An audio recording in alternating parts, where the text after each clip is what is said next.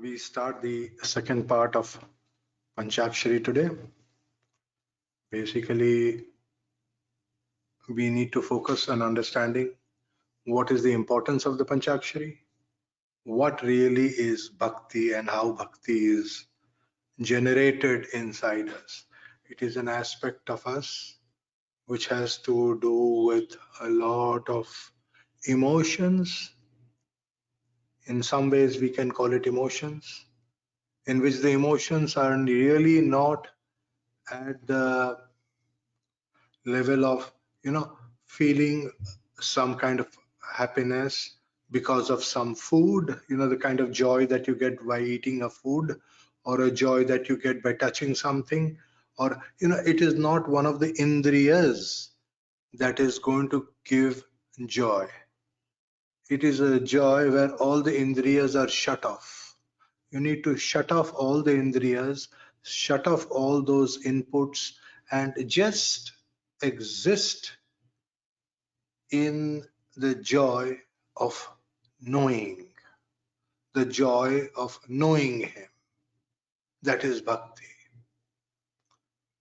There are different kinds of bhaktis, and based upon the kind of bhakti that you have, that is the kind of moksha that you will have.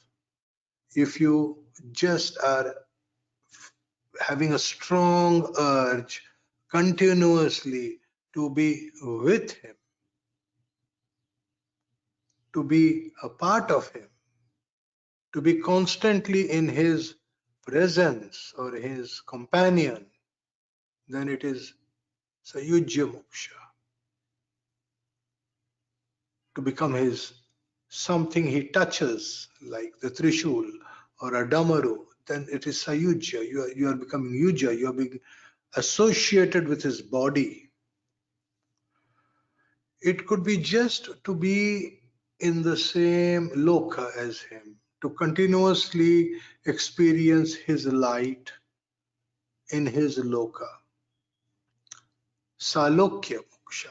So the bhakti largely depends upon your emotions that are coming into play, and certain notes for the day of the diksha. This is important because many of you are taking dikshas. You need to know these things. So let us go further. What is the importance of the Pañcākṣarī? The word Śiva, just as a word, is very, very auspicious. Śiva has to do with the mind. You see, the human mind is actually in bondage. And this mind, this manas, is in bondage, bandhana. And the bandhana is of 8 kinds. 8 kinds of bondages are there in the 8 directions. But as far as Bhuloka is concerned, we are looking at these 8 bondages in the 4 kendras. We look at the moon, first house. We look at the 4th house. We look at the 7th house and the 10th house. And we have different names for these. We call it, together they are called Panchamana. So we need to make a special study of Panchamana in order to appreciate the kind of bondages that the mind can have. What is the mind constantly dwelling in? What is my mind all the time thinking about? What are the thoughts that are coming to the mind? The thoughts that are coming to my mind are the bondages of my mind. This mind is automatically generating some thoughts. As far as I am concerned, it is coming inside my head. So they are being automatically generated. And this automatic generation is happening inside the heads of all human beings based upon their Chandra Kendra. Therefore, Chandra Kendra is called Rudra Kendra. Chandra Kendra is called Rudra Kendra. It is Rudra Kendras. Because it is in darkness that the moon is doing this. There is no light over there. It is just doing it. Different thoughts come in the heads of different human beings. And the problem is not the thoughts coming and the thoughts going. The problem is there, some of the thoughts get stuck over there and they go deep inside to the subconscious. In Jyotish, we call that D24. Till D24 is the manas, where you are conscious. These thoughts are moving around in your head and you are conscious about these thoughts. That is up to D24. D13 to D24 is the head region, the mind region. In your mind, all these thoughts are going around. But beyond that is the subconscious region, where D27 and D30, these two charts come into the picture. These two charts are the subconscious mind. And in the subconscious mind, some of these thoughts are going and embedding and are digging holes over there and are becoming very comfortable. They are sitting there permanently. And they start coloring your thoughts. And malefic planets give a bad coloring. Benefic planets give a good coloring. Here, malefic and benefic is based upon two different kinds of thinking. From a samsara thought, benefic and malefics, and sannyasa, benefics and malefics. So malefics and benefics in Jyotish is of two kinds. One is sansar kind of benefic malefic, one is sannyas kind of malefic and benefic, or what we call this worldly and we call this spiritual. So two kinds of benefics. Jupiter is, for example, a benefic here and a benefic here. Jupiter is the power of positivity. Jupiter is that which makes us absolutely positive all the time optimistic, all the time having good thoughts. And this is mentioned specifically in the Rig Veda. Suchim arkair brahaspatim advareshu namasyata anamyoja achake. Means, oh students, please say this prayer with me. What is this prayer? Suchim arkair brahaspatim advareshu namasyata. That is the prayer. Suchim arkair brahaspatim advareshu namasyata. Anamyoja achake means, oh students, imbibe me, copy me, say what I am saying. So that part, you really don't have to say it. You just have to say the prayer part, the mantra part. This mantra is taught by Maharshi Vishwamitra. Vishwamitra gives this mantra before he gives the Gayatri mantra. That look, before you do a Gayatri mantra, first clear your mind. Let it have only good thoughts and then do the Gayatri. So that Gayatri has the power of creation, and the creation power will be based upon the dominant thoughts in your head. If the dominant thoughts in your head are going to be bad thoughts, then what is being created will always end up bad. So therefore it is necessary to worship Brihaspati, the Deva Guru, with this mantra. Worship your Guru with the Guru mantra and then worship Brihaspati with this mantra. Suchim markair Brihaspatim advareshu namasyata. Suchim markair Brihaspatim advareshu namasyata. Exactly 16 syllable mantra. You see, Jupiter has got 16 years of Vimshottari Dasha. And these 16 syllables actually map to the fourth house. Fourth house is called the Manas in your horoscope. And so what this mantra does, it cleanses the mind completely.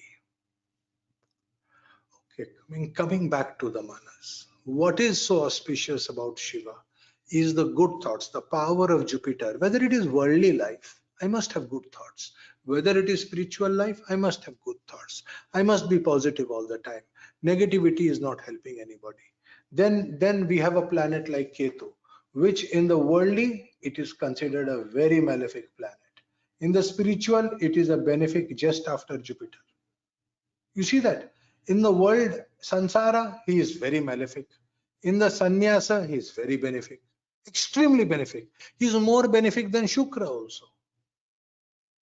In the worldly life, Shukra is the next great benefic. In the spiritual life, Shukra is also benefic. So After Brihaspati, Shukra comes number 2. In worldly life, he gives you a spouse, he gives you children, he gives you a house, he gives you clothes. All the giving that you have done, what we call the pushti, all the pushti of Lakshmi, really we have got is from Shukra. Shukra is giving us all the pushti, palana, really looking after us. On the other hand, in the spiritual world, that same Shukra gives us the power of tapasya, the power to stick to the path. It gives us bhakti. Without Shukra, you really cannot have bhakti. But of what use is bhakti if my mind is going to have bad thoughts all the time? So therefore, the rishis have said that Jupiter is the most important benefic, because your head must have good thoughts. After that comes your Ketu, which is the extent of your renunciation. Ketu is going to judge to what extent are you renounced, to how much of vairagya you are having, how much of sannyasa you are having, how much. It is a quantification over here. For example, how many clothes do you have? Guruji, I have only got 20 shoes. That is not sannyasa. Now Ketu will be given the job of breaking your shoes. Ultimately, you will be left with no shoe. You will become barefoot Joe. Then Ketu will be satisfied. Do you see what I'm trying to say? There is a quantification. So Ketu has one simple quantification. He says 0. Shunya. How many shoes do I have? Ketu only wants to listen to one answer. 0. How many wives do I have? 0. How many shirts do I have? 0. How many pants do I have? 0. So basically that's what Ketu does. So from a spiritual point of view, it's very nice. But from a material point of view, it can be very, very painful. Okay. Now, like this, you have to understand the grahas as benefic and malefic. Now, a hard question comes. Is Surya a benefic or malefic? In the spiritual world, Surya is a first-rate benefic, whereas in Sansara, he is a malefic. We say Surya causes ego problems. My this thing, my that thing. But that my this thing, my that thing problem is gone in the sannyasa. So therefore, what Surya does is he gives you a set of geruva. That means you are only going to wear the dress of a sannyasi. The only Surya gives very powerful spirituality. Sarvatma cha divakara. So we say from the moon. So from the moon, if sun is sitting with the moon, we say, oh, this is Rudra. So you are a great follower of Rudra. If the sun is in the 7th house from the moon, see, the sun is there. Then what do we say? Oh, you are a Vaishnava. So if the sun is in 7th house from the moon, you become a Vaishnava. If the sun is sitting with the moon, you become a Rudra. So these are the two extremely powerful spiritual paths based on the sun and the moon. So end of the day, when we talk of Pañcākṣarī, our whole objective here is to cleanse the mind of all negativity, including the subconsciousness. Then we will go into supra consciousness. Then we will go into the past life.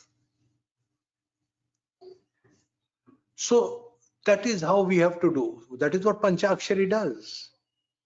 Shiva is all auspicious. He first cleanses the physical D1 to D12. Then he cleanses the D13 to D24. Then he cleanses. So each time he is going a deeper and deeper and deeper and deeper into your head. So in the beginning, imagine you have to do D1 to D12. There are 12 D charts, right? Each of them has to be cleaned, and each of them has 9 grahas. So if I did even one time Om Namah Shivaya for one of the grahas in each of these D charts, how many mantras I'll be doing? 9 plus 1, 10, Lagna, right? 9 plus 1, 10. So I'll be doing 120 mantras just to do one mantra for each of them. 120 mantras are required for this level. Then I go to the next level. It has to be much more. What I am not taking into account is the speed of each of these vargas. The speed of the vargas is much more. I have to go much, I have to do many, many more rounds to go much deeper inside, because the Navamsha is way deeper than the Rashi chart. So you see my point? So that is the beauty about Shiva is, let us say I did the mantra 10 times. It does not go waste. Nothing goes waste in the world of Shiva. Nothing is wasted. I did the mantra at night. All right. It will go into your account. So there is a bank balance. And in that bank balance, these mantras get accumulated. And as the mantras accumulate, they start cleansing different levels of your chart. And one day comes when all the levels are cleansed up to D60. At that point of time, you are no longer Brahmoham. You become Shivoham. Shri Rudram Yajurveda says constant repetition of Namah Shivaya is used for the worship of the Shivalinga. Shivalinga is also your Atmalinga. Your soul is a Shivalinga. What is a Shivalinga? Shivalinga is a bulb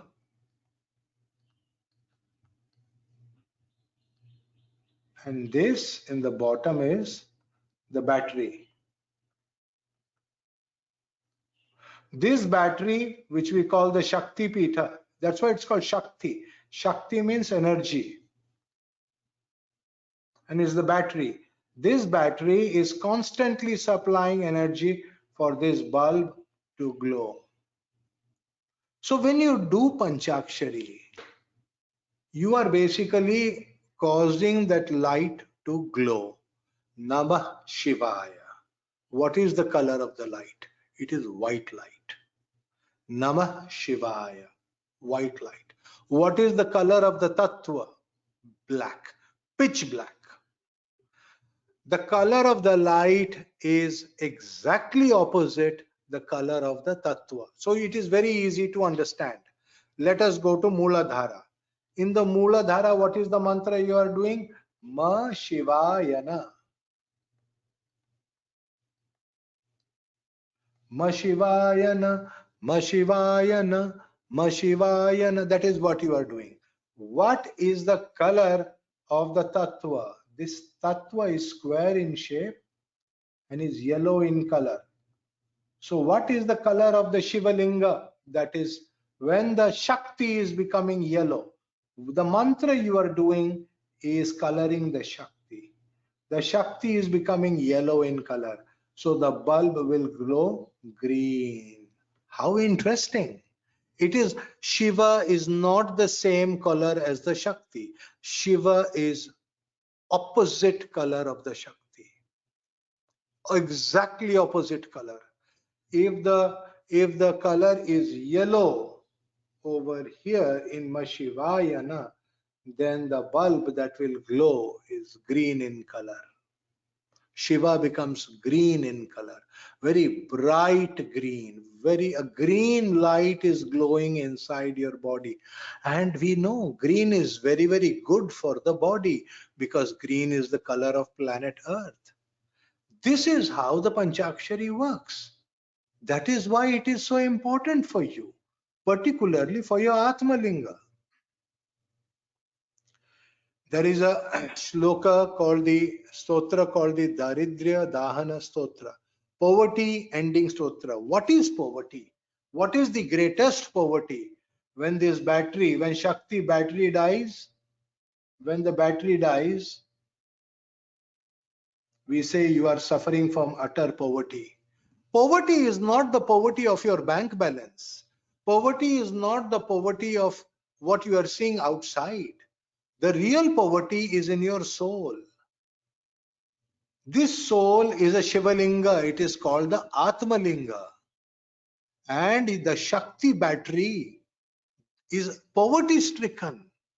It does not have any charge. Daridrya. It is suffering Daridrya avastha. the Shakti Pitha of your Atma Linga, of your soul Linga, is suffering utter and total poverty. You can see that in so many big politicians of the world. Just by looking at what they are doing, you can clearly see. How did he become so cold-hearted? Does he not know that there is a soul inside him? Where is that soul going to go? All those deaths, all those people, all those tears, you think Rudra will not hear that? Where will that karma go? There is utter poverty at the soul level. Outside you may have a lot of wealth, lots of properties, lots of power. But at the soul level, it is total poverty. Daridrya.